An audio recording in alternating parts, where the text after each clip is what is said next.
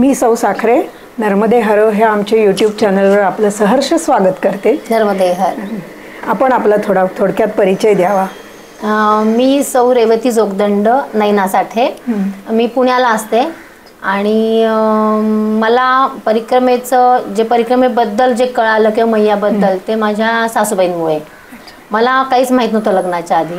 मग परिक्रमा करण्यासाठी तुम्ही अशी विशेष काही तयारी वगैरे केली होती का? नाही, माझं अचानकच ठरलं. कालावधीत तुम्ही ती परिक्रमा पूर्ण केली वगैरे? हां, माझं अचानक महिनाभर आधी ठरलं की म्हणजे मी दासबोधाचा अभ्यास करते, तर मला एकदम डोक्यात एक दिवशी असं विचारलं की कुणा एकाची भ्रमणगाथा हे पुस्तक वाचूया आपण. तर मी म्हटलं पुस्तक काय वाचण्यामध्ये आपल्याला तर वेळ नाही सध्या वाचायला, पण म्हटलं ठीक आहे मनात आलंय ना. तर मी 5-6 ग्रुपला ऍड होते नर्मदा मैयाच्या. सहज मेसेज टाकला, त्या मी नाशिकला होते. तर म्हणलं कोणाकडे पुस्तक आहे का किंवा विकत तिथे कुठे मिळतं. तर वंदना ते परांजपेचा मेसेज आला. अगं म्हणे, आम्ही ओळखत नव्हतो एकमेकींना. अगं म्हणे ये माझ्या घरी, मी नाशिकलाच असते, माझ्याकडे आहे पुस्तक. मग संध्याकाळी तिच्या घरी गेले तर तिच्या मिस्टरने असं आतमध्ये त्यांना सहज विचारलं दादांनी की नर्मदा मैयाची पायी परिक्रमा झाली का? तर मी म्हटलं नाही, माझी खूप इच्छा आहे. तर मग ते म्हणे ताई लगेच चालतेस का? अगदी असं स्टाईल. म्हटलं हा. म्हणजे मी म्हटलं ठीक आहे. तर मग पुस्तक घेतलं वगैरे, घरी आले. म्हटलं तर नवऱ्याला कसं सांगायचं, तर हो तर म्हटलं पाहिजे ना. मग याला म्हटलं आता तू बघ बाई, म्हटलं आता तिच्या तोंडून तूच बोलली, तू पूर्ण सेटिंग कर.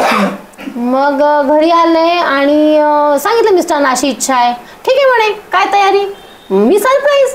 एवढे वर्ष म्हणजे काही विषय नाहीये, म्हणजे मैयानीच तोंडातनं बोलवलं की चल आता ये, तुझी वेळ झाली आहे.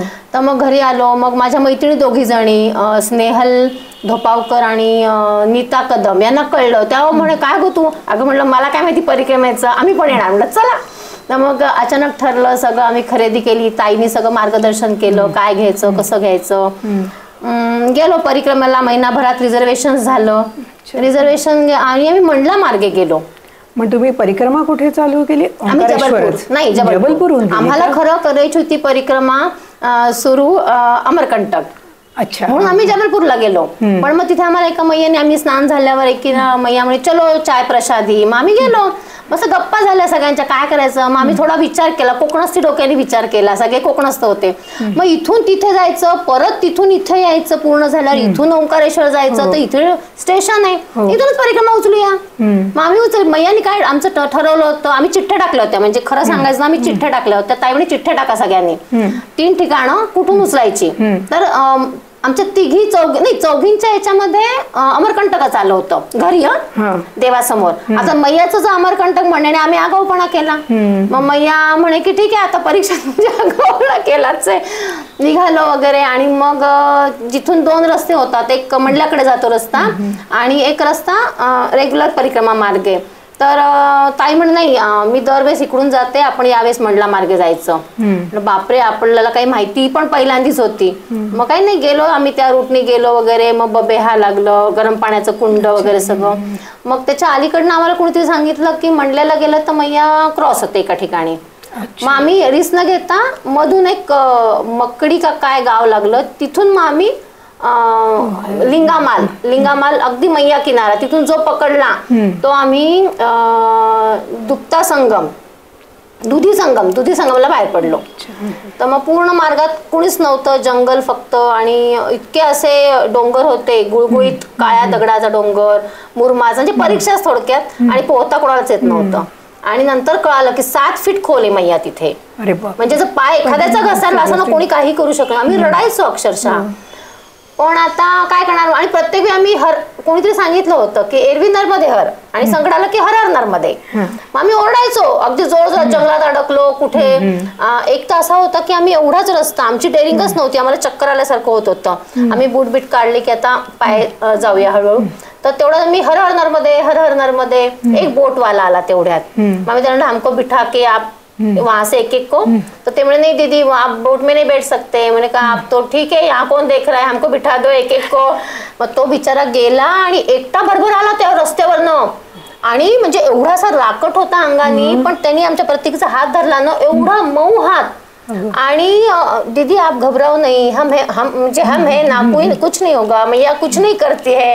आम्ही जे रडत रडत ते क्रॉस केलं त्यांचा हात धरून.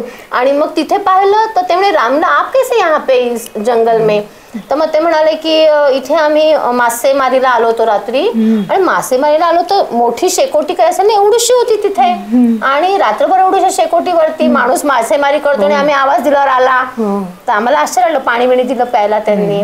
मग आम्ही बसलो थोडा वेळ, मग पुढे निघालो.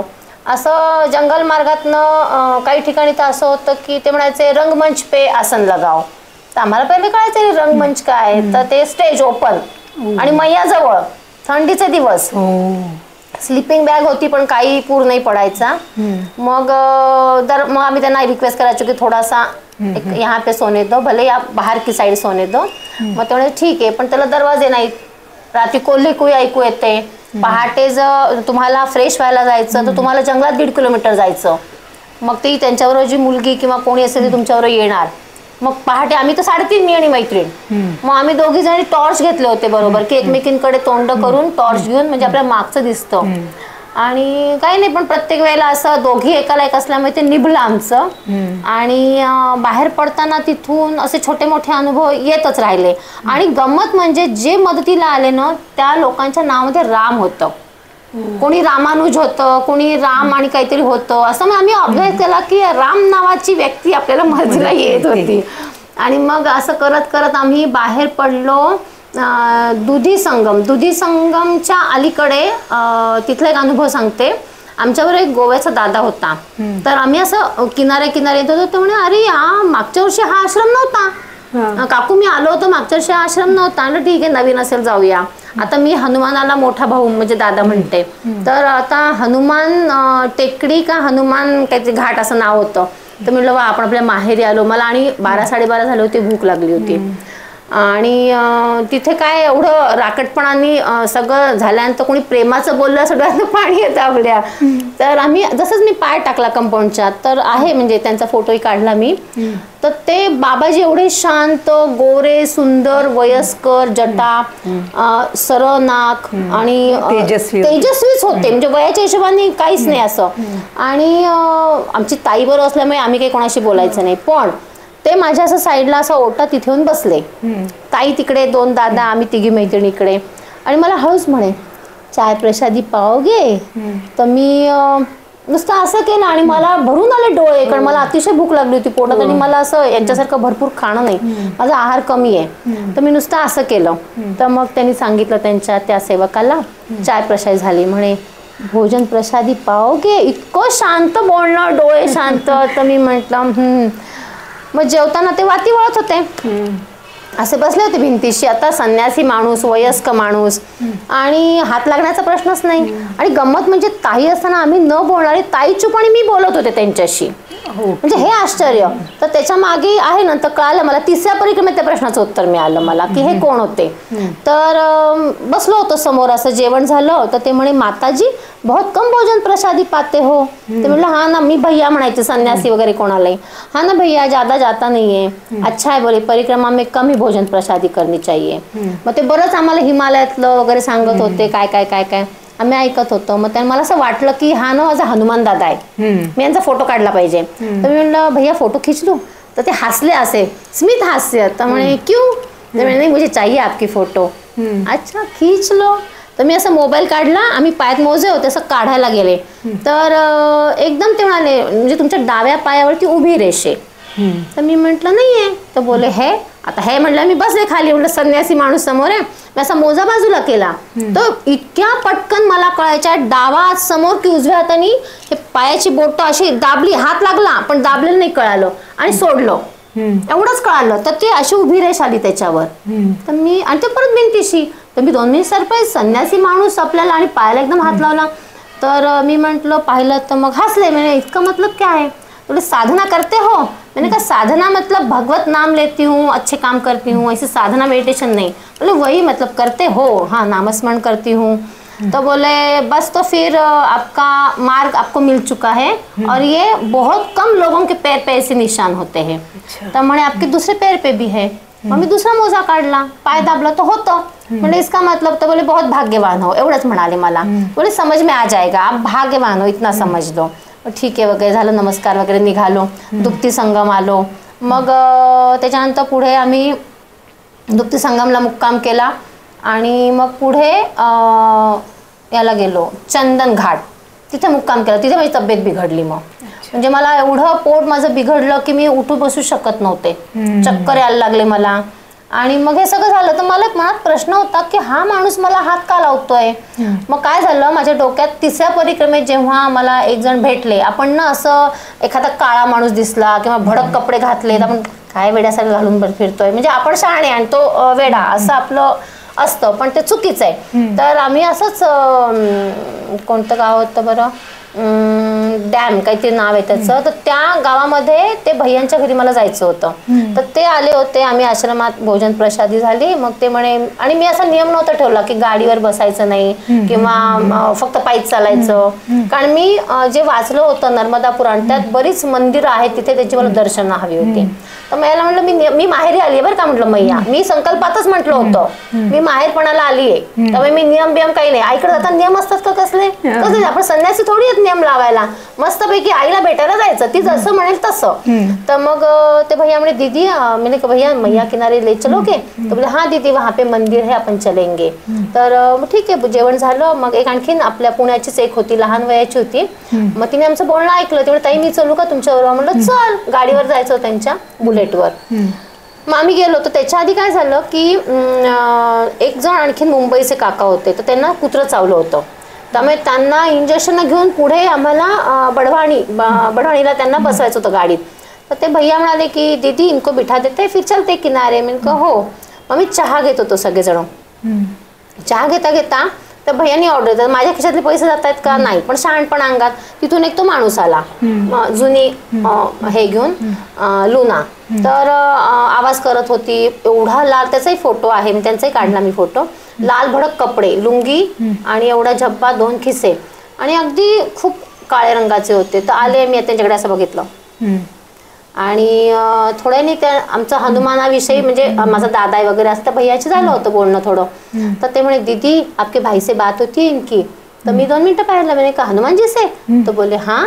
तर मैंने कहा सही बता रहे हो भैया, तो बोले हाँ दीदी.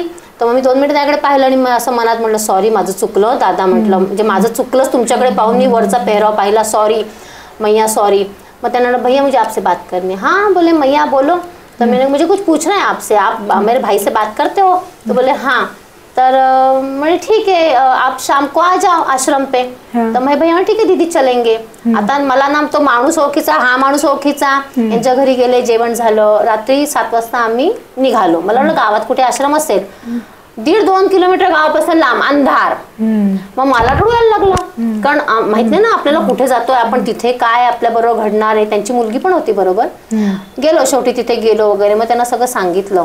तर म्हटलं वो पहिली परिक्रमा में एक भैया ने हाथ लगाया था पैर को, हनुमान टेकड़ी नाम था, तो मेरे भाई थे क्या, मुझे लगता है मेरे भाई है हनुमान जी. तर मग ते म्हणे की ठीक आहे, मैं पूछ के बताता हूँ. मग त्यांनी बरंच मी त्यांना प्रश्न विचारले, परिक्रमा पूर्ण होत नाहीये काय काही नाही. मग ते म्हणे की ठीक आहे मैं पूछ देता हूँ सब, सुबह आना.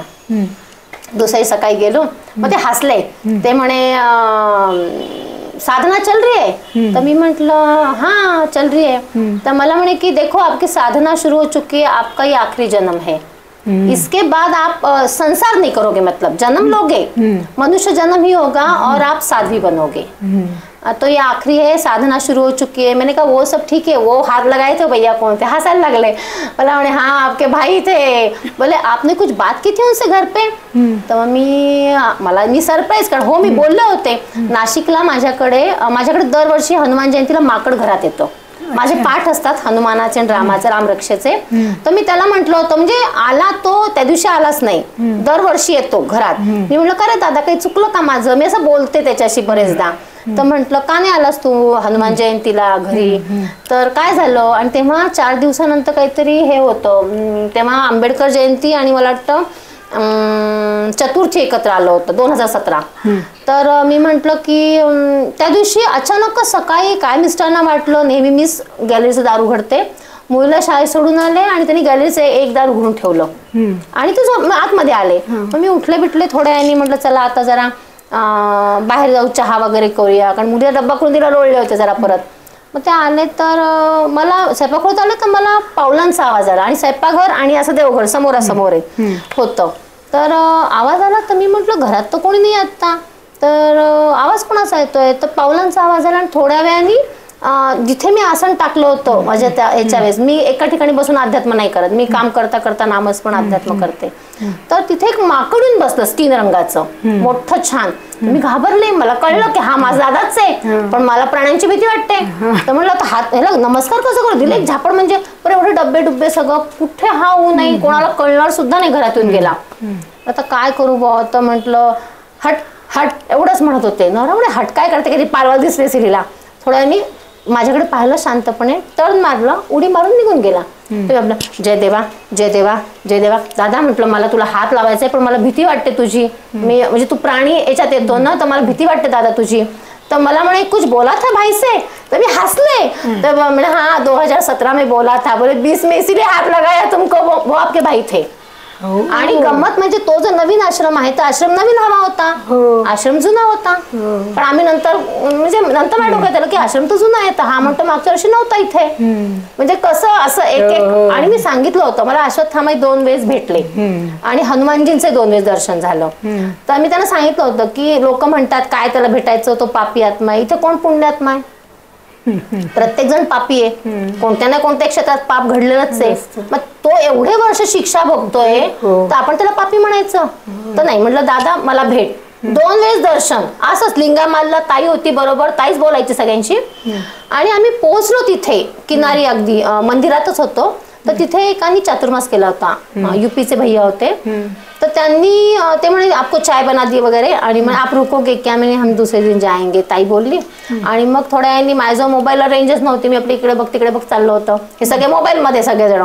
आणि एक माणूस आला तेवढ्यात तिथे, आणि नंतर मला कळलं की अश्वत्थामाच्या अंगावर कोड आहे. हा हे वाचनात आलं माझ्या, मला नव्हतं माहिती.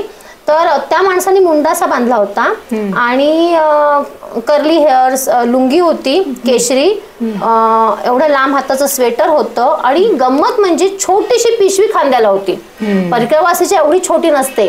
आणि तो माझ्यामध्ये ना, तो माझ्याशी हिंदी बोलत होता, हिंदी मराठी. तर मग मी दीदी ताई ताई करून, तर म्हणलं कहाँ से हो आप वगैरे, म्हणजे मी अकोल्याचा. तर आता नागपूर माझा आजो असल्यामुळे मला तिकडची हिंदी माहिती आहे, आणि मी एमपीत राहिले लग्नानंतर 13 वर्ष इंदोर, तर मला एमपीची पण हिंदी माहिती आहे.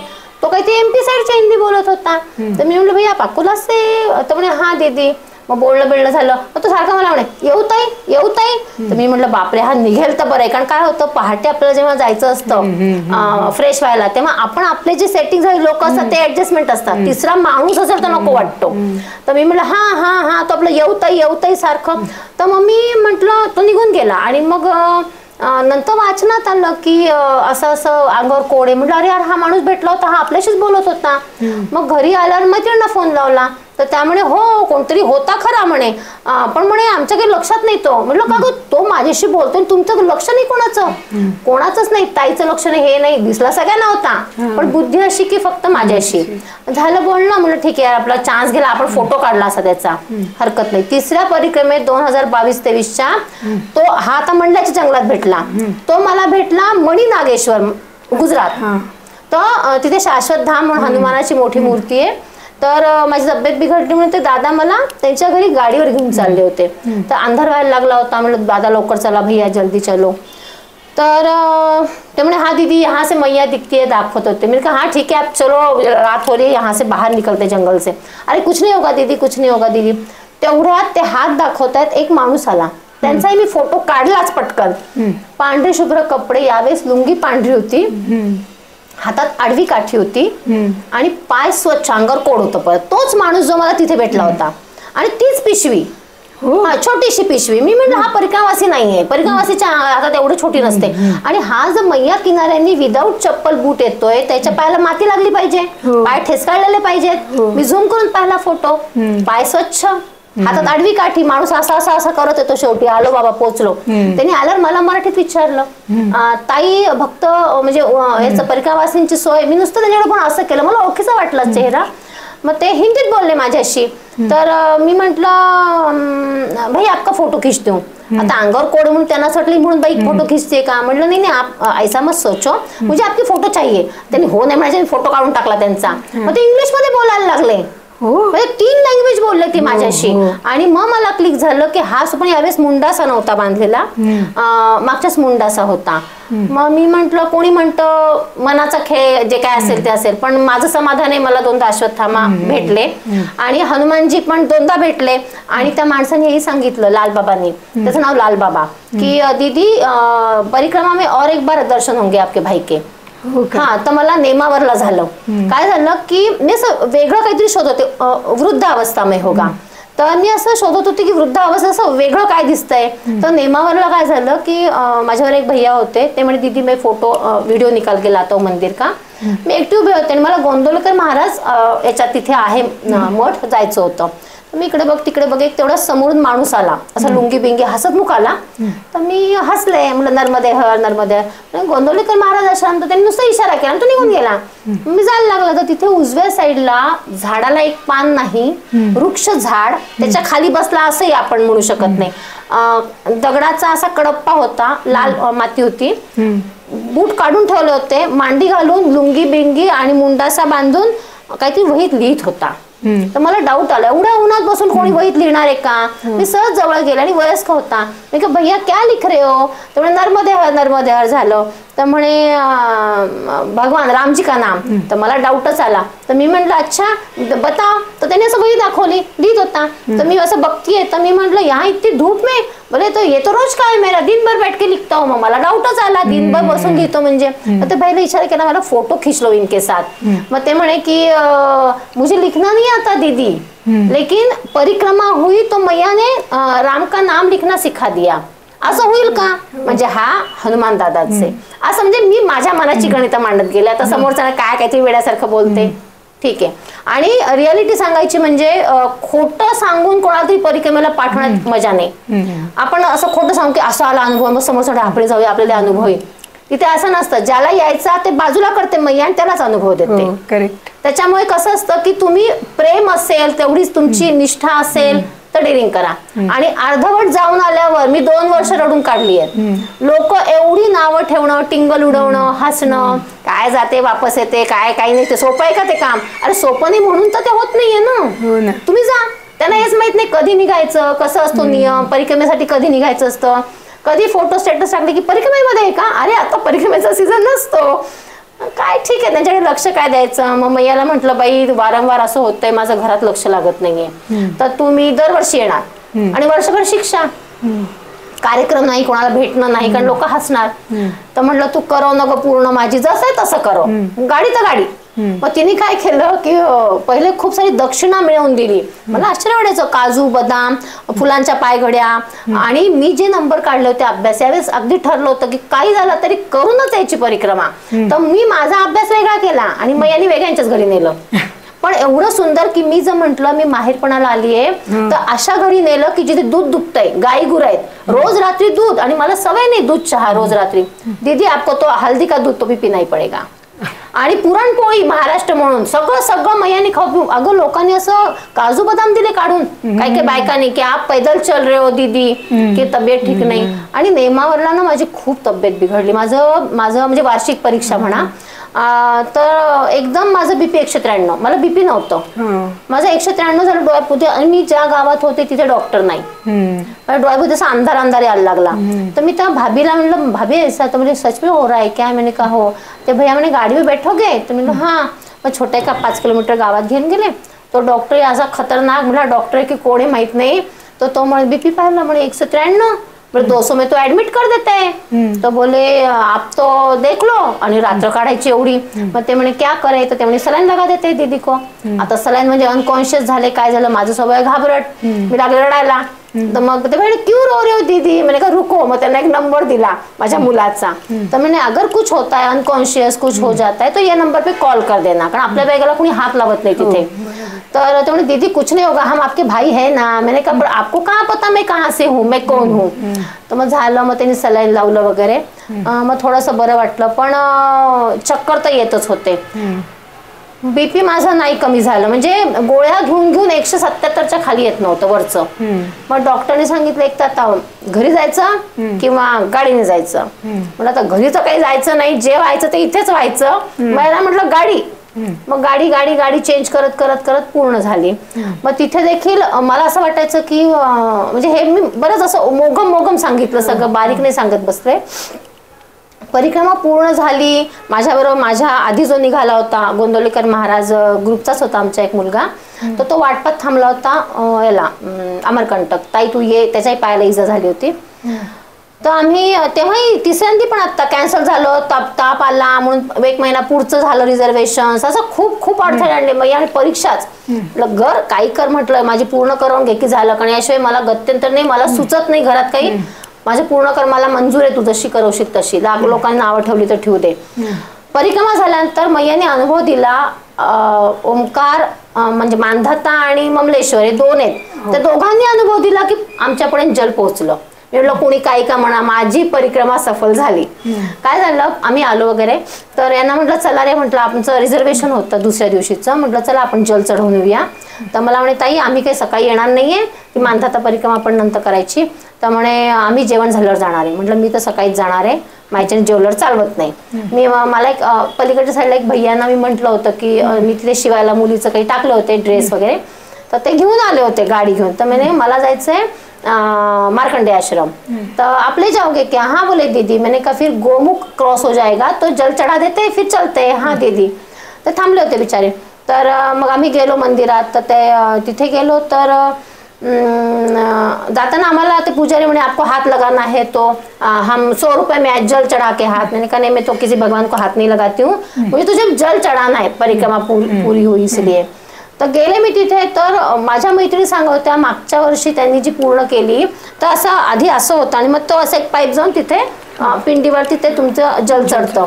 पण माझ्या डायरेक्ट आतमध्ये एंट्री आणि जल चढवलं अर्धी बाटली आणि सगळे हात लावत होते. म्हणलं आपणही का नाही हात लावायचा, मी पण हात लावला, म्हणजे तिथपर्यंत ते पोहोचलं, मला हात लावायला मिळाला.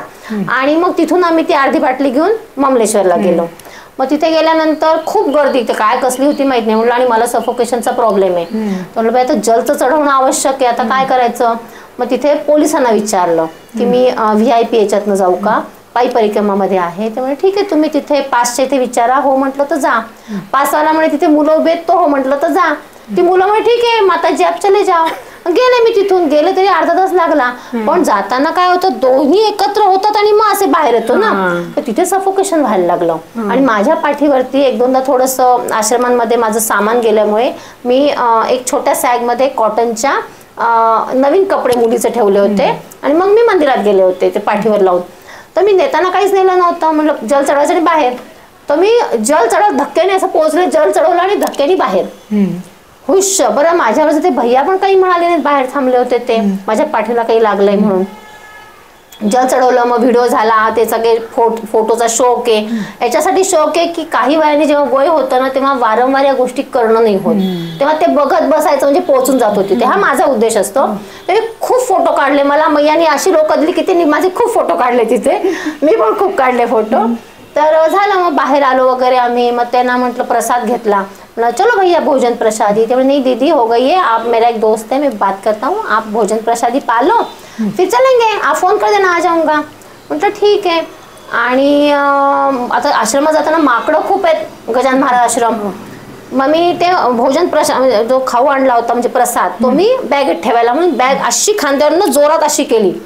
तर मी पाहिलं त्याच्या माझ्याकडे त्याचाही मी फोटो काढलाय. सुंदर कोळ्या रंगाचं एवढं या रंगाचं असं बिल्वपत्र चिपकलं होतं. म्हणजे मानधातांनी काय सांगितलं, जल चढलं, त्यांनी हात लावायला दिला डायरेक्ट, नाही तर लोक लांबून जल चढतं. म्हटलं आपली परिक्रमा पूर्ण झाली, ज्याला जे बोलायचं बोलू दे, आपल्या कर्माप्रमाणे परिक्रमा पूर्ण झाली आहे. चला दोन्हीकडनं ओके. मला खूप लगेच फोटो काढला कारण ते वाळून जाणार आता. इतकं स्वच्छ की कुठे किडलेलं नाही, कुठं काही लागलं नाही, स्वच्छ झाडावरच असं काही.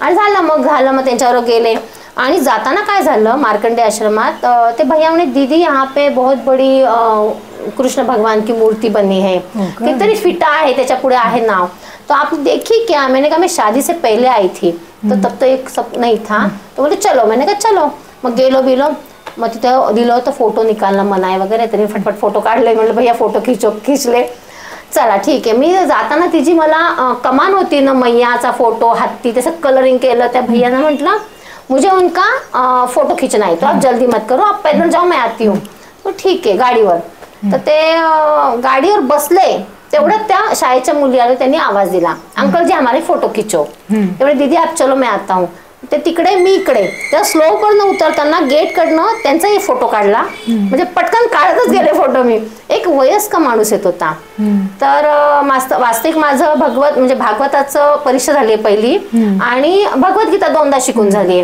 पण असं खूप कृष्णाचं काही नव्हतं रामाचं हनुमानाचं मैयाचं महाराजांचं तर वयस्क माणूस डोक्याला पांढरा रुमाल पांढरा शुभ्र मिशी दाढी चष्मा आणि हातात जसं काही भगवद्गीतेचं पुस्तक प्लास्टिक मध्ये असं धरलेलं लुंगी होती पांढरी शुभ्र आणि अशी रंगीत बॉर्डर छोटी पायात चपला हातात घड्या कुर्ता होता पांढरा ते समोरून आम्ही चाललो क्रॉस होताना त्यांनी सहज असं नर्मदे केलं नर्मदे हर असं केलं आणि पुढे जायला लागले ते वळले आणि मागून संस्कृत मध्ये मला म्हणाले की अहम वासुदेव तर मी 2 मिनिटं मागे वळले म्हणलं असं केलं मी तर म्हणे अहम गोविंद तर मी म्हटलं हा ठीक आहे मग त्यांच्या लक्षात ही काही उत्तर देत नाही संस्कृत बोलतोय मी म्हटलं संस्कृत कोण बोलतं आजकाल असं ठीक आहे ओके आणि म्हणे तुम ब्रह्म हो असं मला म्हणे तर मी म्हटलं अच्छा तुम ब्रह्म हो तर मी म्हटलं हा ठीक आहे मैं तुम्हें एक आशीर्वाद देना चाहता हूँ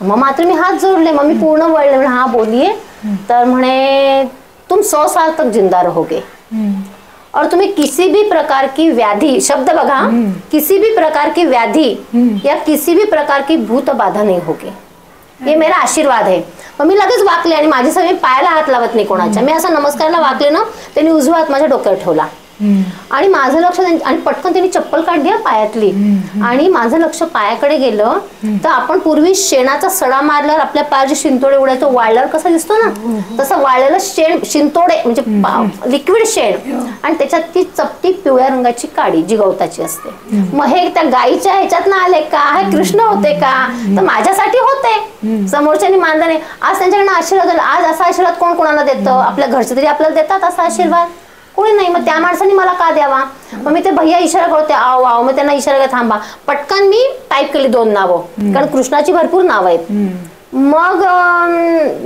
ही 2 नावं नंतर मला कळालं म्हणजे तो श्लोक मला येत होता कृष्णाय वासुदेवाय मग माझ्या डोक्यात आलं की मला अनुग्रह झाला का कारण तेव्हापासून इस्कॉन मंदिर मी काही जात नव्हते कृष्ण मंदिरात माझा रामराया हनुमान दादा आणि कृष्ण हे म्हणजे मैया आणि महाराज तर मग मी इस्कॉन मंदिरात गेलो रडायला यायला लागला आता खूप घळघळ आपण्याप पाणी आणि माझ्या घराच्या मागेच इस्कॉन आहे तर मी रोज रात्री दार उघडून नमस्कार अशी मनाने पोहोचते नमस्कार करून झोपते मग माझ्या एकदम तोंडात एक दिवशी बाहेर आला श्लोक कृष्णाय वासुदेव अरे म्हटलं दोन्ही नावं त्या श्लोकात आहेत म्हणजे अनुग्रह झाला का कृष्णाचा मी तर रामाचं करते मग याही प्रश्नाचं उत्तर मिळालं मी युट्यूबला प्रेमानंद महाराज आहेत याचे वृंदावनचे त्यांचं ऐकते मला प्रश्न आला ना ताई की दुसऱ्या दिवशी त्या महाराजांच्या व्हिडिओ मध्ये याचं उत्तर असतं माझं मी म्हटलं गद्दारी होऊन जाते ना हनुमान आणि रामरायाशी आपण आता कृष्णाचं करतोय मग त्यांनी सांगितलं कारण त्या आधी शंकराचं करायचंय नंतर ते कृष्णाचं करायला लागले मग लोकांनी प्रश्न विचारले मग तेव्हा त्यांनी सांगितलं की ही गद्दारी नाहीये ते तुम्हाला तिथपर्यंत पोहोचवतात आता तुम्ही यांच्या लेवलला मग ते तुम्ही तिथून ते पोहोचवतात आपण काही नाही करत पोहोचवतात जे आलं ना मनात ते करायचं देवाचं नाव घ्यायचं मग मी आता रामाचंही घेते आणि रामरायांनी 2दा दर्शन दिलंय हनुमानजींनी दर्शन दिलंय मैयाची दर्शनं झाली मी म्हटलं यार हे सगळेजण आपण तर असं रामाचं करतो तर हे कसं काय आपलं दर्शन आणि गोंदवलेकर महाराजांनी सांगितलंय की 13 कोटी जपाशिवाय दर्शन नाही रामरायाचं मी म्हणलं आपण केवढं पुण्यात्मा नाहीये हा लग्नानंतर मी सासूबाई सासरे कॉम्पिटिशन 1.25 लाख नामस्मरण लिखाण आम्ही खूप त्या ग्रंथासाठी फोकटच्या ते ग्रंथ आम्ही वाटून टाकले पण एवढी कॉम्पिटिशन मी आणि सासरे किती कुठे पुढे गेली मी किती पुढे गेलो अशी 1.25 वेड्यासारखा मी लिहित ते कुठेतरी काउंट झालं ना. सतत नामस्मरण असतं, दिवस असताना देखील रोज 10-10 माळा बसल्या बसल्या. आणि म्हणजे मरता मरताच वाचवलं रामरायांनी. 9व्या महिन्यातही असं झाडावर वीज पडून झालाच असा कार्यक्रम, सगळ्यातनं वाचवत गेले. तर माझं काय म्हणणं की खूप एटिकेट मॅनर्स, खूप असं व्यवस्थित बोलणं, याच्यापेक्षा ना जे मनात आहे ना ते स्वच्छतेने बोलावं. आणि जे खूप एटिकेट मॅनर्स पाळतात ना लोक, ते वरचे दिखाऊ असतात. जे जे खरे जे मनापासून बोलतात ना लोक, त्यांना काही नावं ठेवतात. काय बोलते, पाचपोच नाही बोलायचा, काय सांगते, खोटं सांगते ती. तुम्ही पाहायला आला होतात का? नाही ना. मला अनुभव आला, मला माहिती आहे. रामलला पण एकदा तर मला मी नाशिकलाच चालले होते, वडील होते बरोबर. रामाचं नवरात्र सुरू होतं, रामरक्षेचे पाठ चालले होते. गर्दी होती. एक आधी लोकल हे येणार होती पॅसेंजर, आणि मग आमची गाडी होती हुतात्मा एक्सप्रेस. तर आम्ही बाबांनी बसलो आणि आमचे बाबा काय होत नाही, मी तुला सोडा. म्हणलं तिकीट काढा प्लॅटफॉर्मचं. तिथे ना त्या लेडी टीसी होत्या, त्या कडक चेकिंग चालू होतं. म्हणलं इज्जत घालू नका 10 रुपयासाठी. काय होत नाही म्हणे, काय होत नाही, म्हातारा माणूस आहे म्हणे मी. अरे म्हणून म्हातारा तर काय पकडून पकड. ऐकलं नाही, म्हणलं नाही त्यांना विचारा जा. ते गेले. तर त्यामुळे नाही काका तिकीट तर काढावं लागेल. मग ते गेले आमच्या तिकीट काढायला. ते येईपर्यंत मी इकडे बघ तिकडे बघ तिकडे बघ. ती टीसी बाई एकाला सुद्धा वर चेक केल्याशिवाय जाऊ देत नव्हती. मी बघत बसले. तर लेडी टीसी होत्या, पहिल्यांदाच पाहिलं होतं, बघत बसले. आणि बघता बघता गर्दी होती वगैरे. आणि माझ्या होते असा मध्ये रस्ता आणि रूळ होते डायरेक्ट, त्या चौकोनीच्या बसले होते. तर तिथून बाबांकडे पाहिलं, आले वगैरे. बाबा आले, म्हणजे काढलं का तिकीट?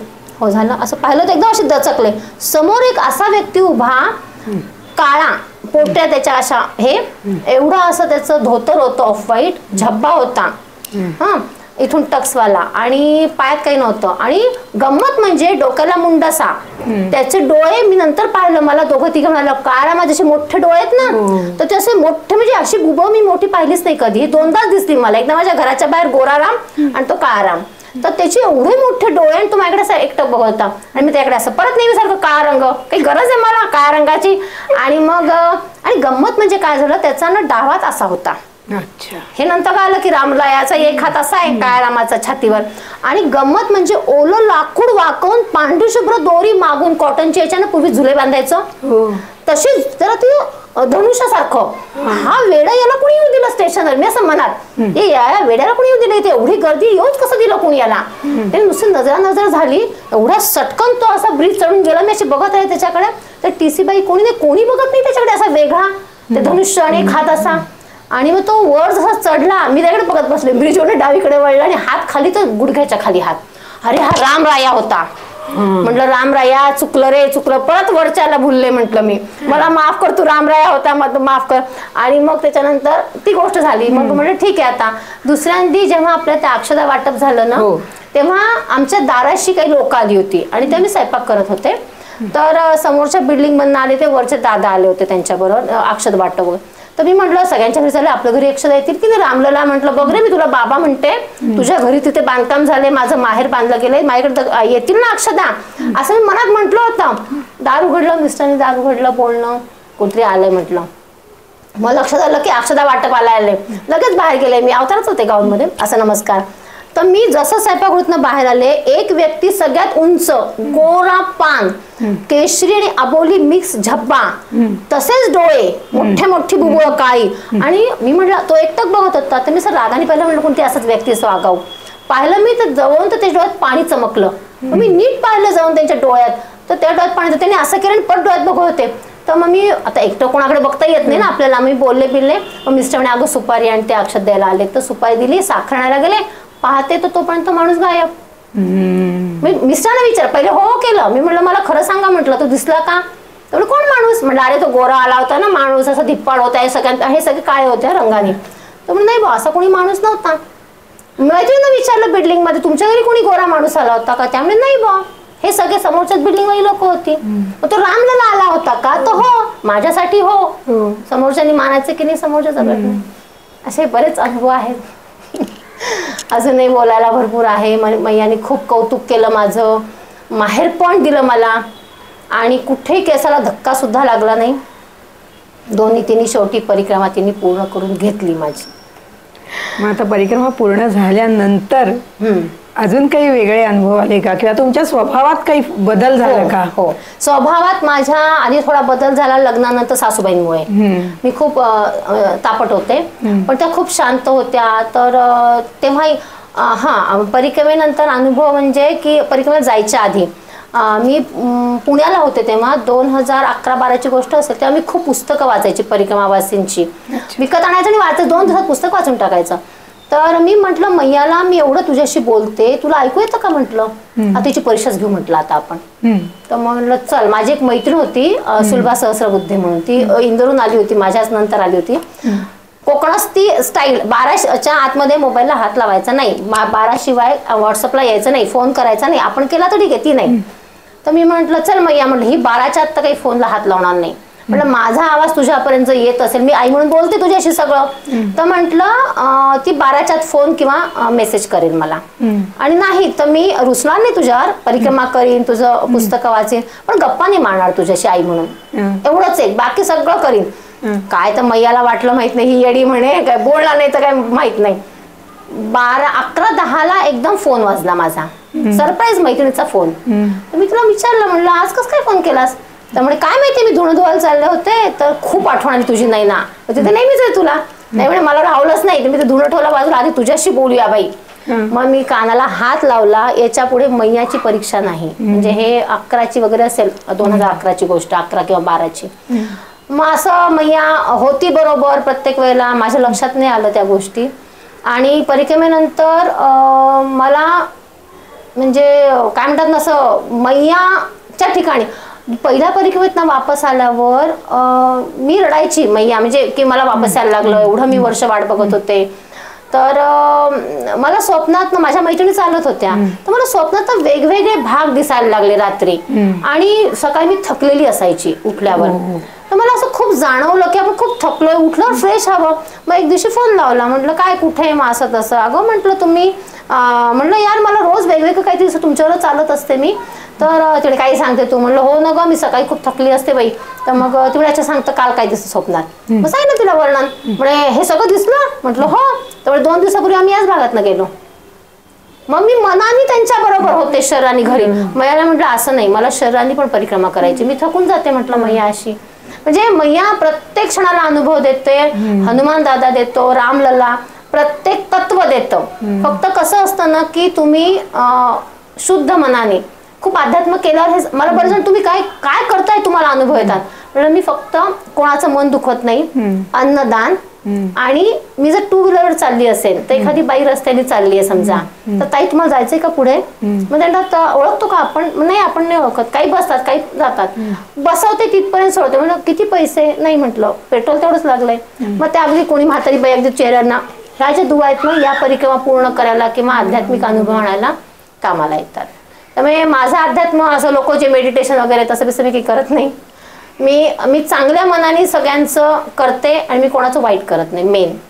त्याच्यामुळे आहेत असे अनुभव. नाही पण तुमचा स्वभाव तापट होता म्हणता, मग सासूबाईंमुळे हळूहळू शांत झाला. आणि परिक्रमा म्हणजे महाराजांनी पण सांगितलं असे गोंदवलेकर महाराजांनी की गोड बोलायचं.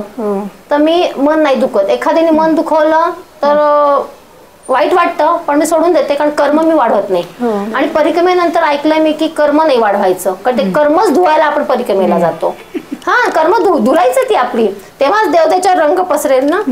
आता किती धुलाई झाली माहित नाही, म्हणजे पूर्ण करवली याचा अर्थ बऱ्यापैकी धुलाई झाली आहे असं समजायचं आहे. नर्मदे हर, नर्मदे हर, नर्मदे हर.